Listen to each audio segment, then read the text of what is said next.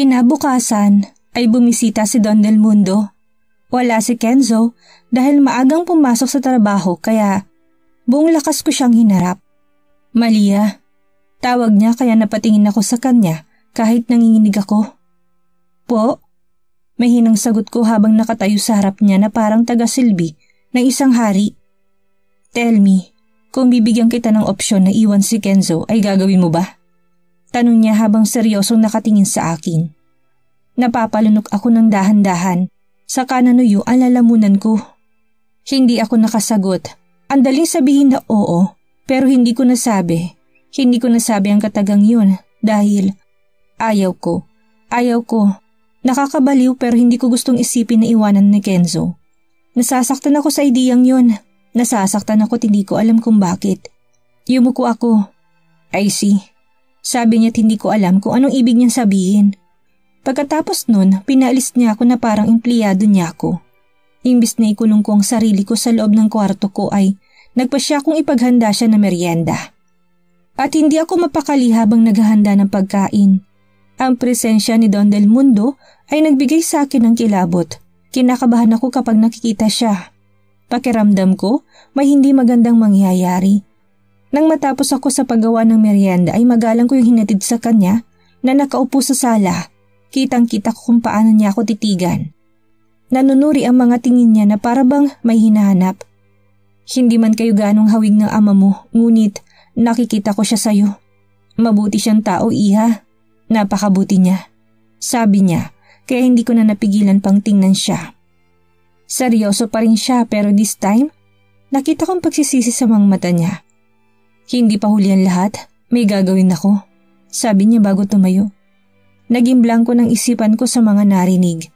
At kahit na nagpaalam na si Don Del Mundo, na umalis ay wala pa rin ako sa sarili dahil sa sinabi niya na tila may malalim na kahulugan. Hindi ko matukoy kung ano talagang ibig niya sabihin. Hindi ko maintindihan.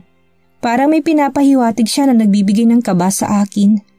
Ayoko, feeling ko may paparating. Sana hindi ako masira big time. Dahil basag na ang puso ko.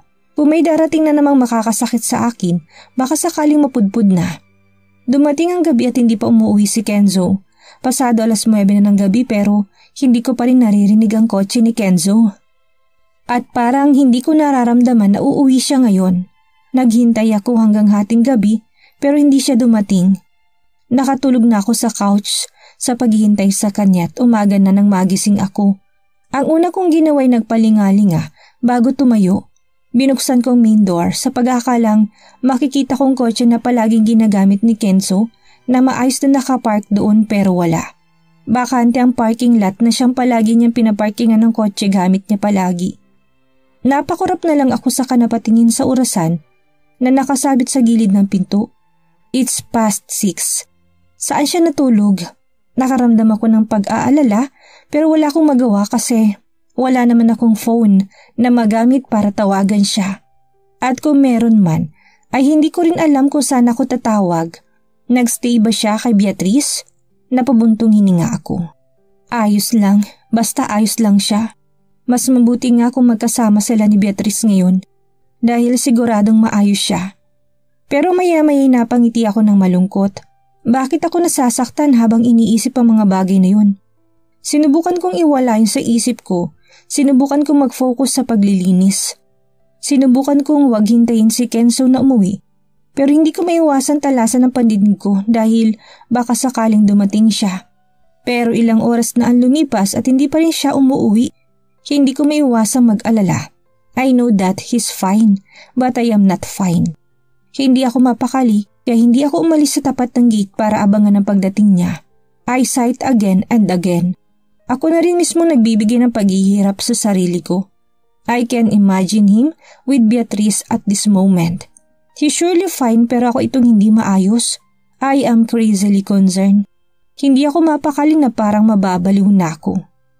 Kenzo, pang ilang beses na tawag ko na sa pangalan niya na baka sakaling gumawa ng paraan ng hangin para marinig niya ako. And I guessed he did. Dahil maya-maya narinig ko ng pamilyar na tunog ng sasakyan niya. At ang unti-unting pagbukas ng gate namin ay siyang naging dahilan para tumibok na mabilis ang puso ko Natulala ako sa kotse ni Kenzo na dahan-dahang pumasok at halos hindi ako makagalaw. Lalo na noong huminto ito at kaagad na bumukas ang pinto ng driver's seat. Nakita ko si Kenzo na antok at pagod ang itsura. Wala sa sariling sinuyod ko siya ng tingin. Suot niya pa rin ang suit niya. Yung suit na suot din niya kahapon nang umalis siya papuntang trabaho. Padabog niyang sinarang pinto ng kotse saka pagod na naglakad palapit sa akin. Kagad naman ako napaatras sa kaba, gulat at kaunting takot. Pumunta ako sa Cavite para sa isang mahalagang meeting. Doon na ako nagpalipas ng gabi. Sabi niya kaya gulat ko siyang tiningnan sa muka. He looks really tired. Hindi ako nakasagot. Hindi ko alam ang isasagot ko. Bigla niyang hinuli ang palapulsuhan ko. Sa sobrang gulat ko hindi na ako nakagalaw. Wait, what? Hindi niya kasama si Beatrice noong nakaraang gabi? Akmang magsasalita ulit sana siya pero may malakas na bumusina sa labas. Kaya mabilis akong lumayo sa kanya ng kaunti. Kumunot ang noon niya sa kainis na bumaling sa nakasaradong gate. Teka, titinan ko. Mabilis nang sabi ko saka binuksan ang maliit na gate para silipin kung sinong nasa labas. At habang ginagawa ko yun, ay sumunod si Kenzo sa likuran ko. Kahit parang gusto na niyang matulog. Sabi mo sa akin na hindi si Theodore yun. Sarkastikong sambit ni Kenzo kaya bahagya ko siyang nilingon. Mainis na sa mukha niya na hindi ko alam kung saan ang galing kaya tinuon ko na lang ang pansin ko sa pagtingin kung sinong nasa labas. At bumilis ang tibok ng puso ko nang makita kong pamilyar na sasakyan ni Don Del Mundo. Nang tumingin si Kenzo sa labas ay nakita niya rin yun. Lolo? Shit, ano namang ginagawa niya dito?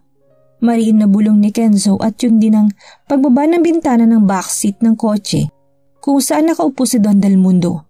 At mas lalo akong kinabahan nang makita ang seryoso lang niyang tingin habang nakatingin sa amin. Mabilis akong tumakbo para buksan ang malaking gate at nang magawa ko yun ay unti-unti ngang pumasok ang tatlong kotse. Isa para kay Don Del Mundo at ang dalaway sa mga bodyguards niya. Abot-abot ang tahip ng puso ko. Hindi ko alam kung bakit sobra-sobrang kaba ko ngayon. Nang bumukas ang pintuan ng kotse, kaagad na bumaba si Don Del Mundo. Lumapit naman si Kenzo dito nang may tamad na ekspresyon kaya napusulyap sa akin si Don Del Mundo ng 1 segundo lang. Kenzo, may sasabihin ako. Sumunod ka sa iyong opisina. Seryosong sabi nito kaya nangunot ang noo ni Kenzo. Ano na naman tulo? Lead the way. Sabi niya kay napabuntong hininga si Kenzo bago sumuliyap sa akin. Fine, sabi niya pa saka pumasok na sa loob habang niluluwagan ng korbatang suot. Hindi ko alam ang gagawin ko kaya sumunod ako sa kanila. Ngunit nang makita ko ni Don na sumusunod sa kanila huminto siya sa paglalakad upang tumingin sa akin. Iha, hayaan mo akong kausapin ang apo kong mag-isa. Seryosong sabi niya. Lo, tawag ni Kenzo na tila sumasaway kaya nawalang atensyon ng Don sa akin. I will just make some foods for you po. Sabit bahagyang yumuko bago lumihis ng daan para pumunta sa kusina. Sobrang bilis ng tibok ng puso ko. Nanginginig ang mga kamay ko. Parang hindi magandang pakaramdam ko. Natatakot ako sa hindi ko malamang dahilan. Napabuntong hininga ako ng maraming beses. At nang mawala ng bahagyang panginginig ko ay nagsimula na akong gumawa ng tea at makakain para kay Don Del Mundo at kay Kenzo na rin. Pakiramdam ko'y baka mag-collapse na ako ngayon. Sobrang kinakabahan ako at hindi na ako makahinga ng maayos. Pero kahit ganon ay nagawa kong tapusin ang paghahanda ko. Sinigurado kong okay ng pakaramdam ko bago ko ito iakyat sa itaas. Nang masigurado kong may lakas ako hindi na ako nagsayang pa ng oras. Nilagay ko sa tray ang tea, coffee at finger foods na ginawa ko bago umakyat na maingat. Rinig na rinig ko mabilis na pagkabog ng puso ko habang naglalakad ako papunta sa opisina ni Kenzo dito sa bahay. Nakasaradong pinto kaya dahan-dahan ko itong binuksan. Pero hindi ako tuluyang pumasok dahil sa katahimikan sa loob. Sumilip ako ng bahagya at nakita ko nakaupo si Don Del Mundo sa swivel chair at si Kenzo ay nakatayo sa harap ng lamesa. What? Yun ang narinig kong sambit ni Kenzo na para bang gulat na gulat matapos ang mahabang katahimikan sa pagitan nilang dalawa. Yes, you heard it right. Don Del Mundo said, heard what? Nangunot ang noo ko. Walang nakaramdam ng presensya ko at gustuin ko mang pumasok na pero may nangungumbinsi sa loob ko na makinig muna saglit. Hindi ko makita ang mukha ni Kenzo dahil nakaharap sa akin ang likod niya. Lumipat ang tingin ko kay Don Del Mundo na sobrang seryoso. Ito'y nagbibigay sa akin ng kilabot. Hindi na sana ako tutuloy sa loob at lalabas na lang pero biglang nagsalita si Don Del Mundo at bolta-boltahing kuryente ang dumali sa katawan ko dahil doon. Hindi mo na kailangan mag-file ng divorce dahil hindi naman talaga kayo kasal ni Malia. Pinapirma kita na marriage certificate pero hindi ko pinrocess. Ngayon, malaya ka nang gawin ang gusto mo. Hinahayaan kitang gawin ang gusto mo. What the heck is this law? Kinulong mo ko sa peking kasal na ito? Para saan? Gusto mo ba talagang sirain ang buhay ko? Galit na sigaw ni Kenzo. Ayoko marinig ito.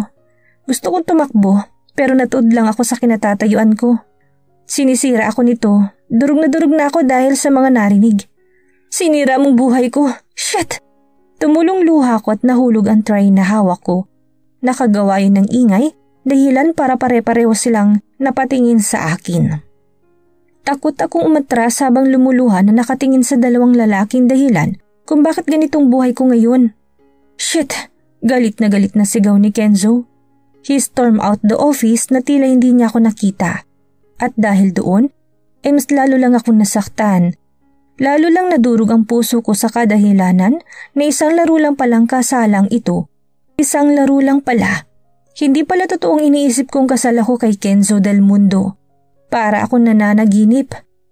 Ngayong si Don Del Mundo na lang ang nasa loob ay hindi ko na napigilan pang umiyak. Lalo na't pakaramdam ko pinagtaksilan ako. Nasasaktan ako dahil pakaramdam ko. Wala na akong karapatang sumaya. Ngayong kinakapitan ko ay isa lang palang laro. Pinaikot ako ng lahat. Pinaikot niya ako. Araw-araw ako nagdusa. Nagdusa ako ng husto. Hindi ito alam ni Don Del Mundo. Malia. Seryoso niyang tawag habang nakatitingnan diretso sa mga mata ko. Umiling ako ng maraming beses. Niloko niyo po ako. Nautal kong sabi.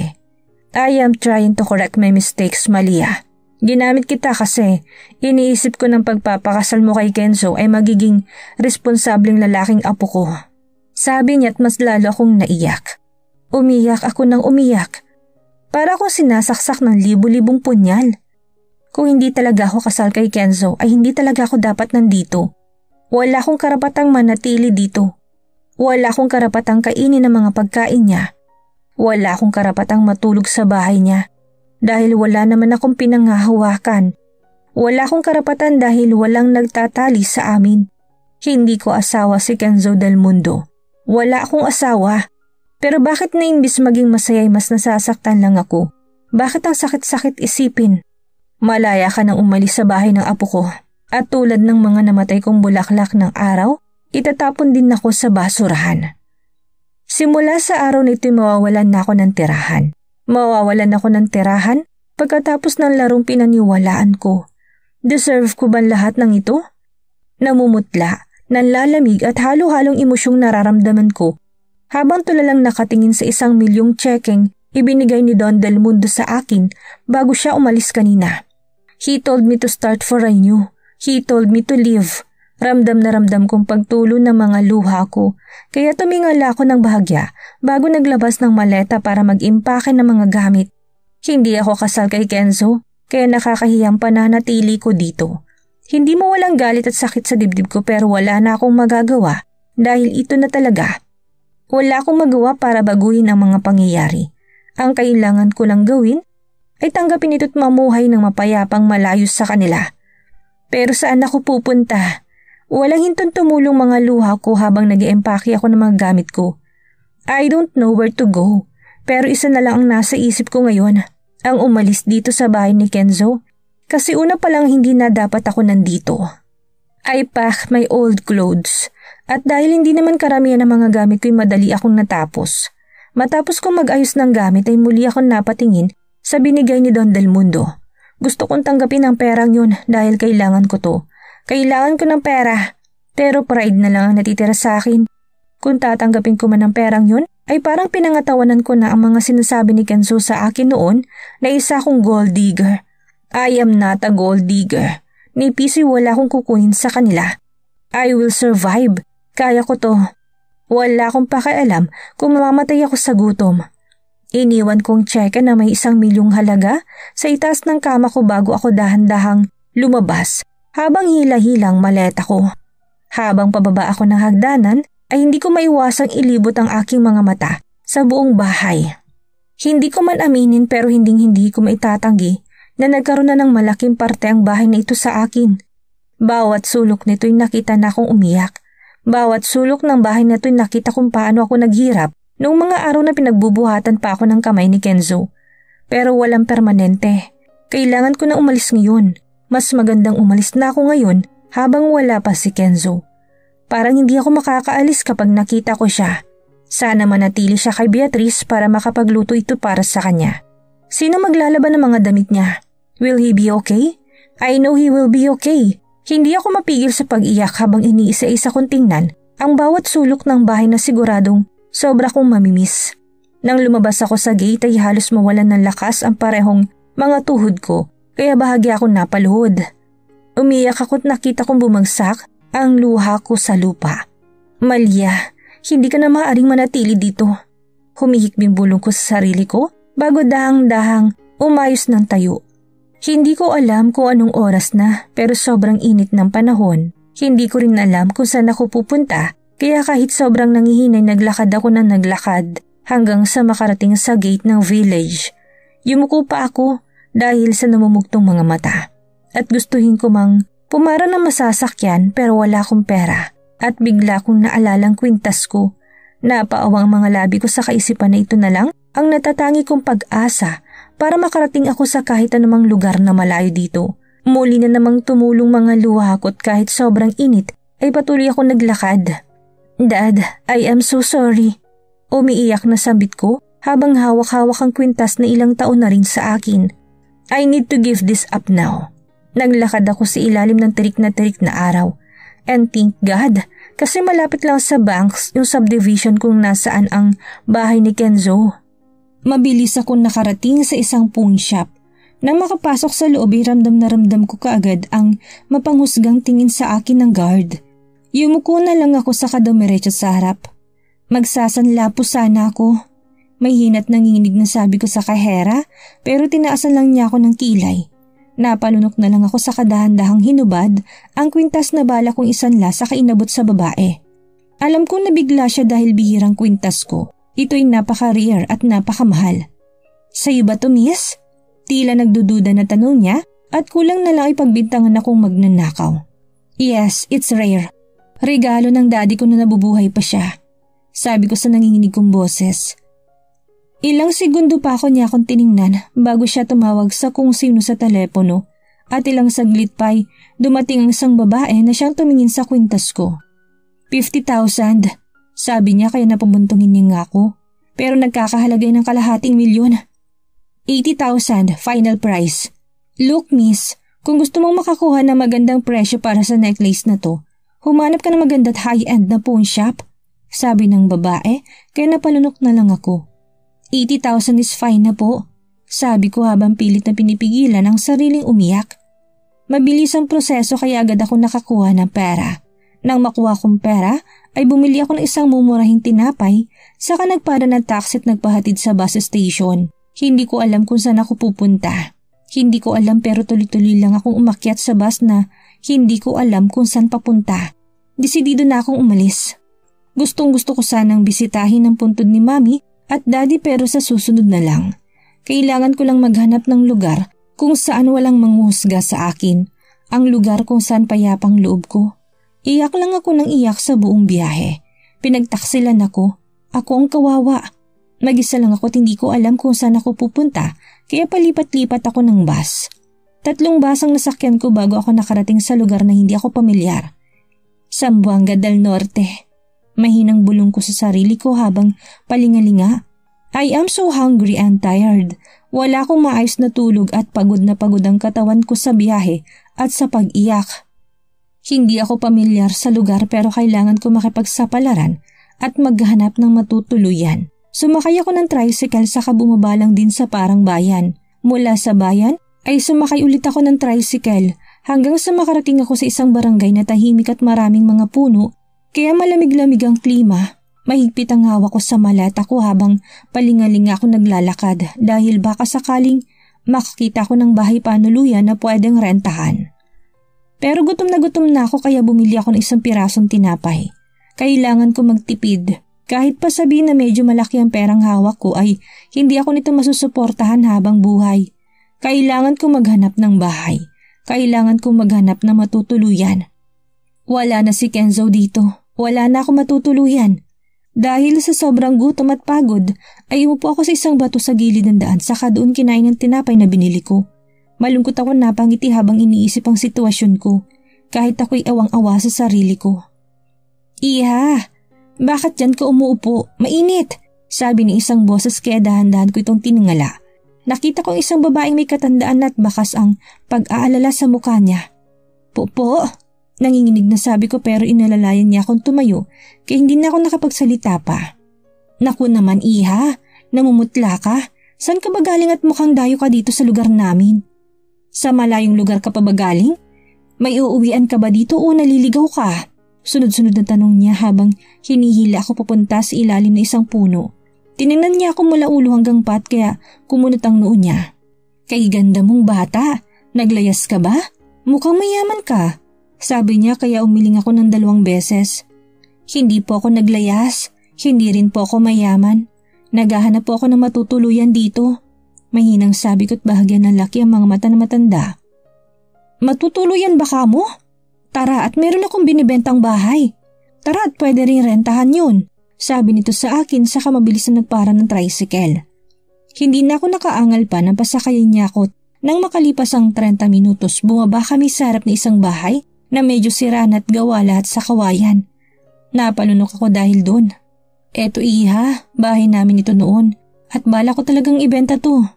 Doon lang ang bahay namin sa kabila. Sabi niya sabay turo ng isang bahay na medyo malaki sa hindi kalayuan. Ang bahay na binibenta niya hindi okay kung mayaman pa ako. Pero sa sitwasyon ko ngayon ay hindi na ako pwedeng mamili pa.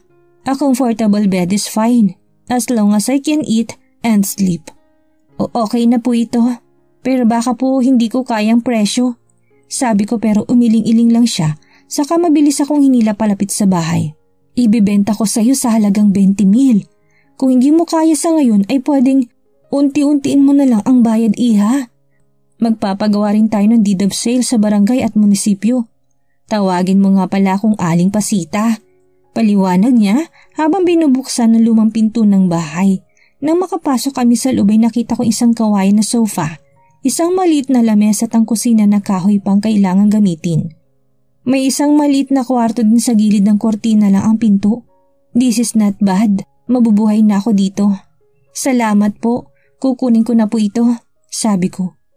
Sigurado ka ba iha? May mga buto ako ng bulaklak at mga gulay sa bahay namin. At kung gusto mo dadalan kita para makapagtanim ka sa labasan. May mga sunflower ako doon. Sitaw, kalabas at marami pang iba. Hayaan mo't dadalan kita dito. Sabi niya, kaya kaagad ako napangiti. At last, makikita ko na naman ang paborito kong bulaklak. At least, my favorite flower did not leave me. Salamat po ng marami. Sabi ko habang patuloy na tinitingnan ang bahay na titiran ko hanggang sa mamatay ako. I can deal with this. I will live peacefully in this house. Kakalimutan kong lahat. I will be a new Malia Mercado. Hindi na akong Malia na dating mayaman. Ngayon, isa na lang akong simpleng babae na pilit lumalaban para lang mabuhay. Sa kabuuan, tinutulungan pa rin ako ng Diyos. Mabutit nagagawa ko pa rin huminga. Sa araw ding iyon ay nagdala si Aling Pasita ng maraming punla. Tinanim ko naman kaagad sa sumunod na araw ang mga yun at nakaramdam ako ng saya dahil alam kong hindi magtatagal ay magkakaroon na rin ako ng sunflowers. Naproseso din namin ang deed of sale at mabilis itong lumabas. Wala ka bang asawa iha? Tanong bigla ni Aling Pasita nang bumisita siya sa bahay na binili ko para dalan ako ng ilang gulay na pwedeng iluto. Sandali ako natigilan. Biglang pumasok sa isipan ko si Kenzo pero mabilis akong umiling kay Aling Pasita. Mukhang napansin niyang pag-iba ng mukha ko kaya hindi na siya nagtanong ulit at nagpaalam na lang para umalis. Ang unang linggo ko sa bahay nito hindi madali. Gawa sa kawayan ng higaan ko't hindi ako sanay. Walang aircon o kahit electric fan. Ang pagsiga ng apoy gamit ang kahoy ay nagpahirap din sa akin pero unti-unti ko rin namang natututunan. At unti-unti kong tinatanggap na ito na ang buhay ko ngayon. At hindi na ako makakabalik sa buhay ko noon. Ito nang bago kong buhay na kailangan kong yakapin. Akala ko magiging okay na ang lahat, pero sa pangalawang linggong pananatili ko doon ay nahihirapan ako ng tuluyan. Halos araw-araw ako sumusuka ng dugo. Hinang-hinang katawan ko't mas lalo ako namutla. Lumabas din ng maraming pasa sa katawan ko na hindi ko alam kung saan ang galing. Natatakot ako dahil parang alam ko na kung anong tungkol dito. Pero kailangan ko makasigurado kaya kaagad akong pumunta sa bayan at naghanap ng maliit na klinik. I need a check-up and when the doctor saw my condition, may sinabi agad siyang kinabahan ako dahil yun din ang iniisip ko. Posibleng may leukemia ka? May kamag-anak ka bang may history sa sakit na ito? Mahinang sabi ng doktor kaya tumango ako. Namatay ang mami ko dahil sa leukemia. Kailangan nating gumawa ng maraming test para makumpirma ang tungkol dito. Bumalik ka dito sa susunod na linggo. Wala sa sarili akong umuwi habang iniisip na posibleng may cancer ako sa dugo. Namatay si ma'am dahil sa leukemia, kaya posible bang mamatay din ako dahil sa leukemia? Dapat alam ko na ito noong una kong sumuka ng dugo. Sa sumunod na linggo'y bumalik ako sa klinik at ang resulta ng aking mga lab test ay nagpaguho sa natitira kong pag-asa. Positibo na meron kang stage 4 na cancer sa dugo, sabi ng doktor. Tila nabingi ako at ayaw ko maniwala pero totoong-totoo na yun ngayon. Ano? Stage 4 at nakakalungkot sabihin, ngunit meron ka lamang 3 hanggang 4 na buwan upang mabuhay. Chemotherapy is advisable but is your choice if you want to treat it. Napaluha na lang ako. Baka galit sa akin ng Diyos. Galit na galit sa akin ng Diyos kaya gusto niya akong umalis sa mundong ito. Ayaw niya sa akin. Walang nagmamahal sa akin. Mamamatay ako. Hindi ko alam ang gagawin ko. Gusto kong sumigaw at umiyak na malakas dahil alam kong hindi ko deserve ang ganitong sakit. At sa sitwasyong ito ay hindi na e-epekto ang mga himala. Hindi ako makakaligtas sa tadhana. Pero di ba dapat masaya ako? Susundan ko na sina mama at papa. Magkakasama ulit kaming pamilya. Mawawala ng sakit na nararamdaman ko. Yes, kailangan kong tanggapin ang aking kapalaran.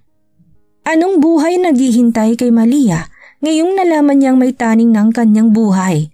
Ano ang gagawin ni Kenzo kapag nalaman niyang umalis na ng bahay si Malia? Ito na bang katuparan ng pangarap niyang makatakas sa kasal na tinuring niyang impyerno? Yan ang ating aalamin sa susunod nating kabanata.